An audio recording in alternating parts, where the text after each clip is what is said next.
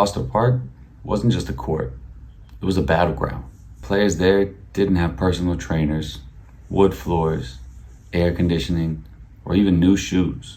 They had cracked concrete, rusty rims, and a dream bigger than the project housing that loomed over them. And yet, they played every game like it was their last meal.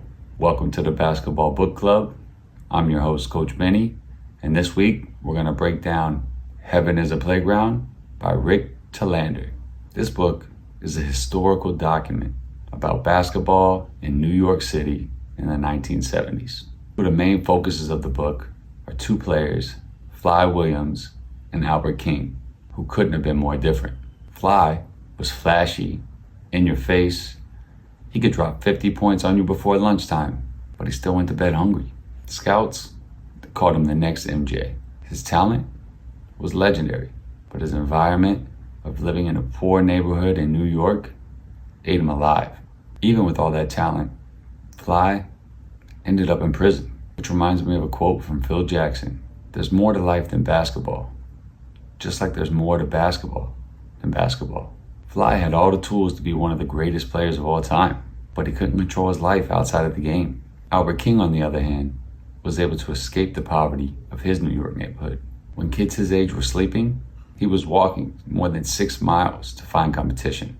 No AAU, no highlights, just a ball, a prayer, and the fear of becoming another what if.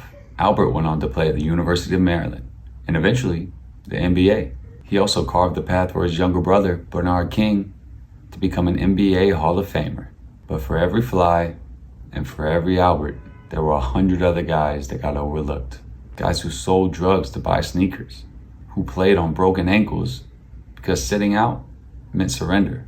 Basketball was their lifeline, but the rough neighborhood they grew up in held on to the other side of that rope for dear life.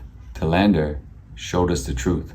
For every one success story, there were 100 others that ended tragically. From drugs to gang violence, jealous friends, unkept promises from coaches. Players in Foster Park didn't just play for stats. They played for survival. Every shot was a prayer to the basketball gods to get them out of poverty. Even though these stories are from New York in the 1970s, they're not history. They're still happening right now. Somewhere out there, there's a player working in the dark for a chance at a better life. So when you think you're too tired to train, remember, they played with bullet holes in the backboard. They practiced hungry with the hopes that one day they'd be able to afford a good meal. They turned playgrounds into cathedrals. And we are the congregation. Heaven isn't a place you arrive at. It's a place you build when the world says you can't. So go out there and build your heaven, one page at a time.